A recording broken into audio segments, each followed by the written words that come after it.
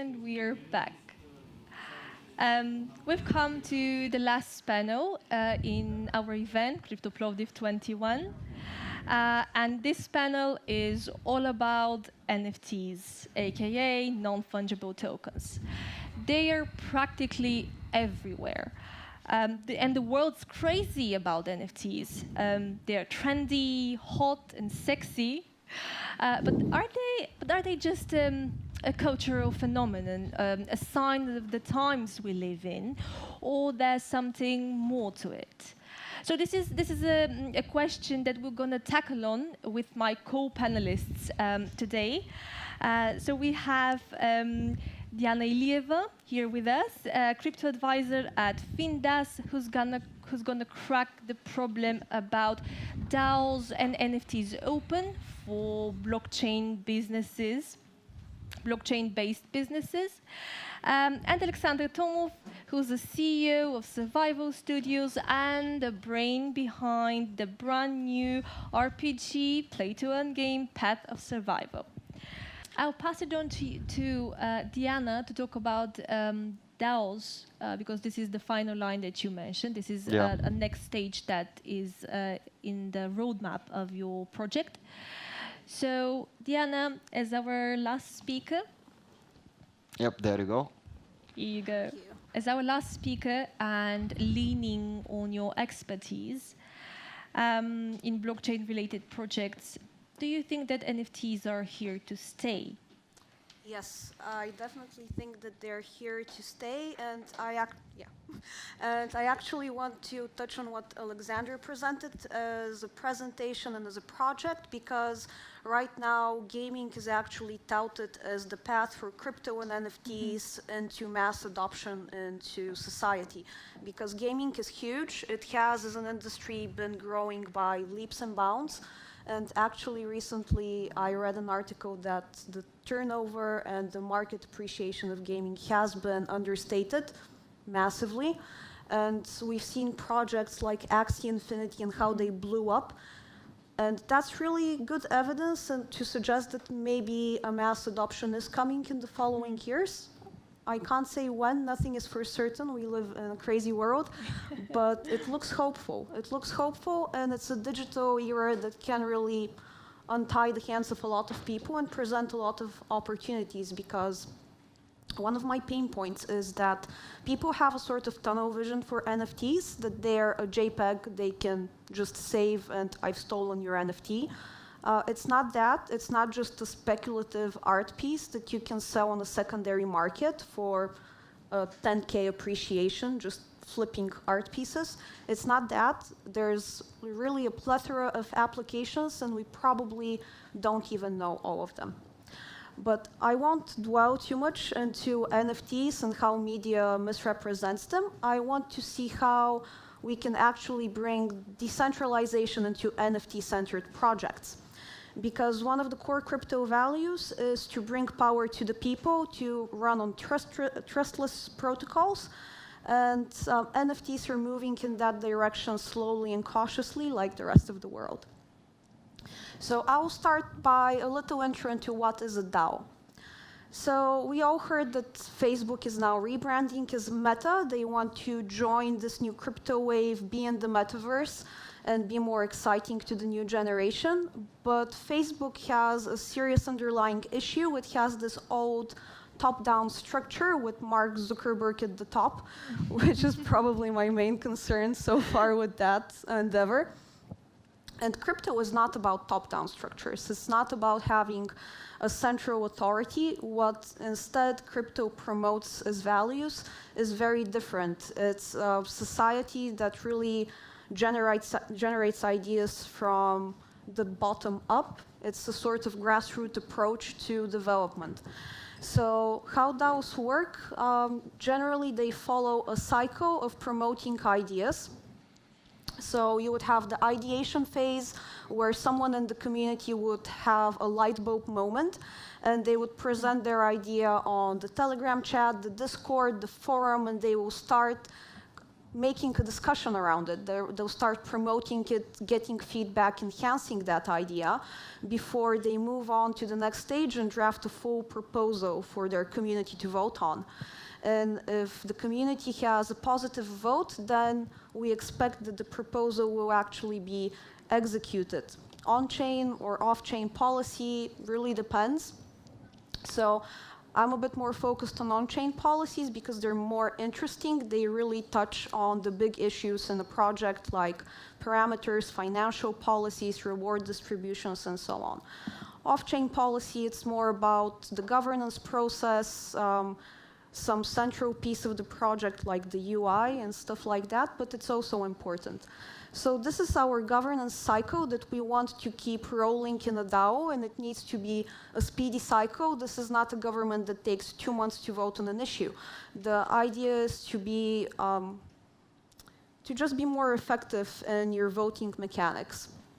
If I can draw a comparison, Polkadot has a DAO process. If you ever feel that you need a headache, you can just go and read the details of how Polkadot voting works. It has its quirks. They've really devoted a lot of time on the administrative side of the issues, but it takes them 1 month to hold a referendum and then actually start enacting anything. I would prefer a shorter duration, but that's just my view on how crypto DAOs should be. And here on the side, I've listed a few boxes that my ideal DAO should tick. And those are all boxes that are important to me for quite a lot of reasons. I'll touch just on a few of them. So, mission. We need to have a cohesive mission, and that mission should be really to grow our product, to grow our ecosystem that we are supporting as a community, and to really make it more exciting and not just more profitable or try to drain the funds as a community for our immediate interest. So it needs to be a sustainable mission to grow the underlying product that you're a part of. Another important bit for me is funds, because giving to your DAO a treasury and the ability to manage funds is really showing trust and showing that you're committed to the idea of decentralizing. If your DAO doesn't have a treasury or the opportunity to accumulate a treasury and have the community vote on how those funds are spent, you're probably not that serious about truly decentralizing your project. And there should be no single authority. I'll discuss that in detail a bit further down in my presentation. And the DAO needs to be able to control the smart contract to some extent. So change the policies, the parameters, and so on. This touches on the on-chain execution. And of course, I've made my little rating of projects. We can find them in the NFT part of the crypto space. And this is my rating from 1 to 10 on how decentralized they are. You've all probably heard of OpenSea, not decentralized.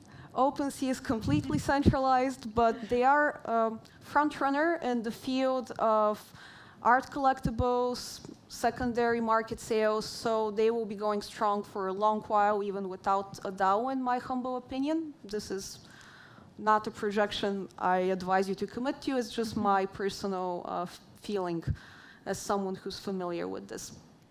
So totally not decentralized. I don't even think that they're signaling any intention of decentralizing. Then we have Axie Infinity and Super Rare. Super Rare is a project similar to OpenSea, but they are trying to decentralize. So far, they've just issued the token. And there's not a very big or very active community. Axie Infinity has just pledged. It has its Axie Shard token. So far, no governance is happening. And they have provisioned for a treasury. I'm quite excited to track how their DAO actually develops in 2022, when they have promised to actually strongly kickstart that process. So they're on the far end of the spectrum towards the 1. I would say OpenSea is probably a 0 in my rating. But then in the middle, there's kind of a gap for me. There's no one quite in the middle that's not at least a big project that I could identify. And then towards the 10 mark, we have Decentraland and Rarible. So Rarible, again, is like OpenSea and SuperRare. It's an aggregator of collectibles, art pieces, and other such popular NFTs in the classical sense that non-crypto fans think of NFTs. So interesting, cute, or cool JPEGs that I will buy for 3 Ethers. But Rarible is far ahead in its decentralization. It has serious policies, it has active governance, it has off-chain voting, and it commits decisions on-chain. Decentraland is much the same, and this is the project that I will focus on because I think that with their DAO, they're actually attempting to solve some of the issues that are very specific to NFT projects in terms of governance. So why do we want a DAO in the first place? I never answered that, so I'll try now. A DAO can benefit your project by a lot more than just allowing you to evade regulatory barriers.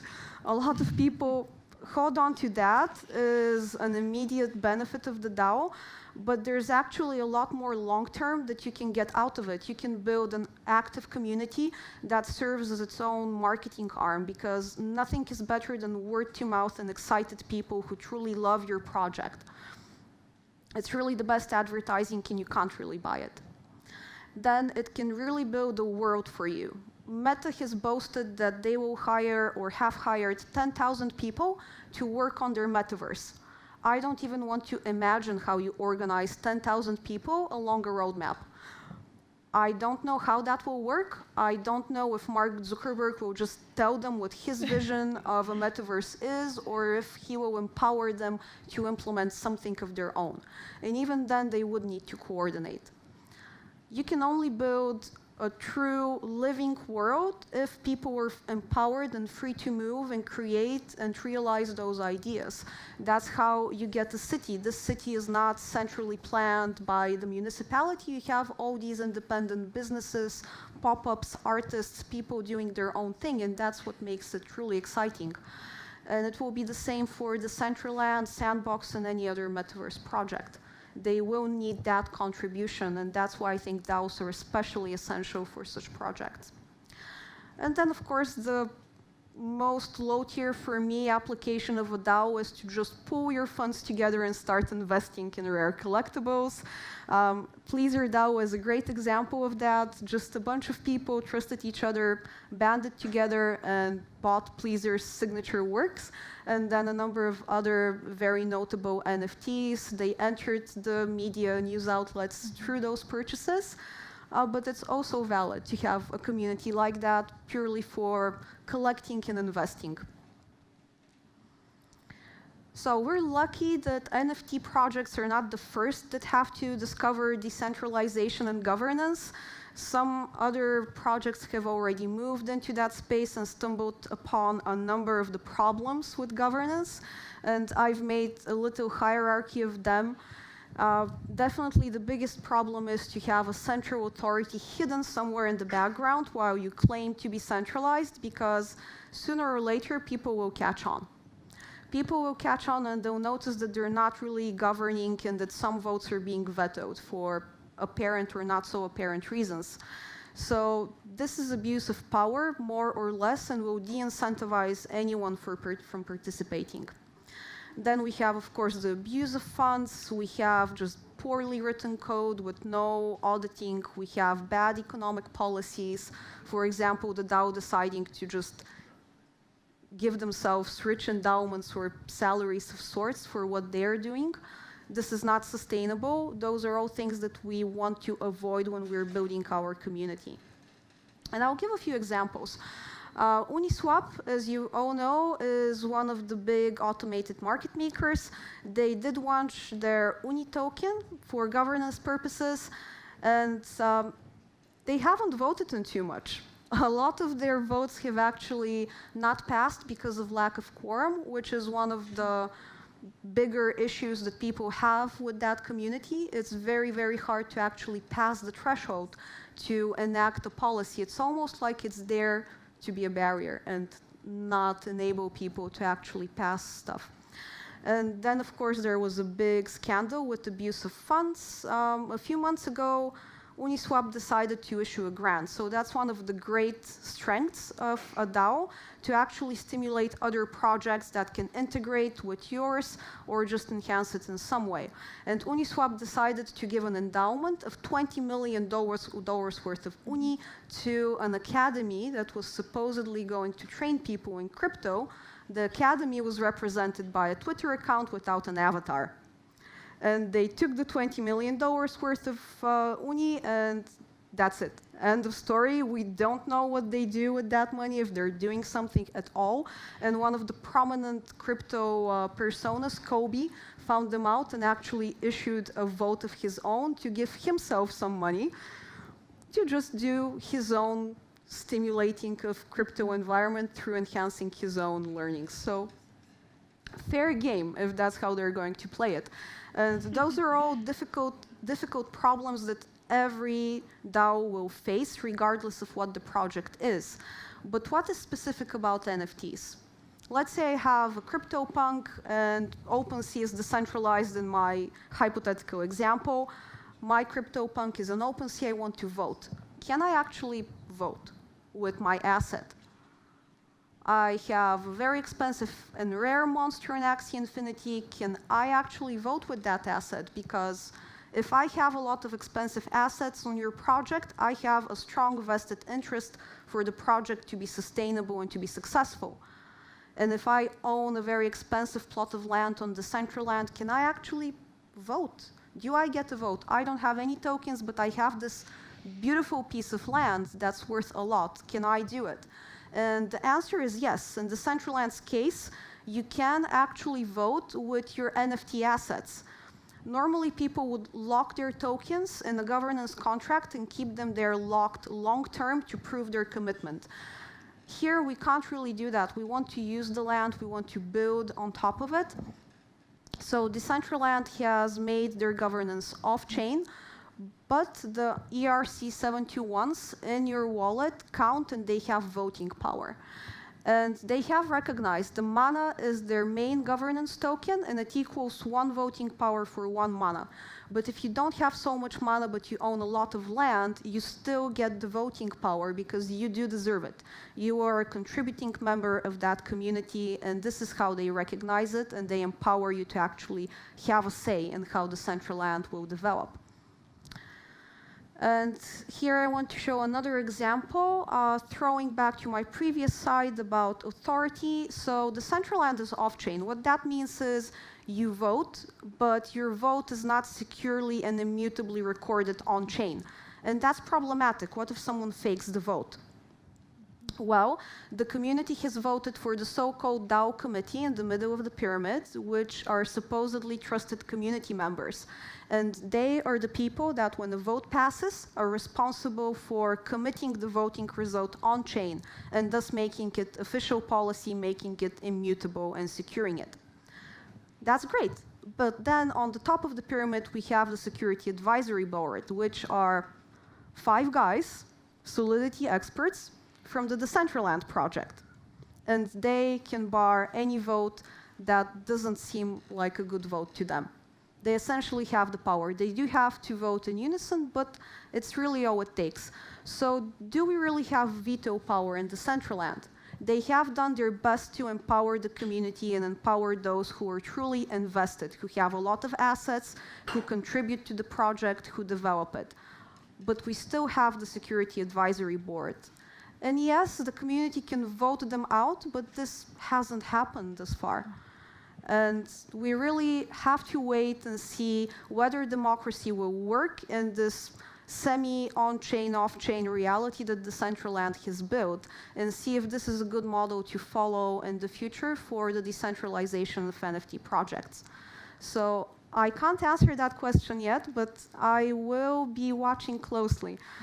And I hope to see a positive resolution to this, and I do hope to see a decentralized revolution of DAO governance truly embodied in one of the big crypto projects. Yeah, so that's everything from me. Thank you very much. Thank you. Thank you for this presentation, Diana.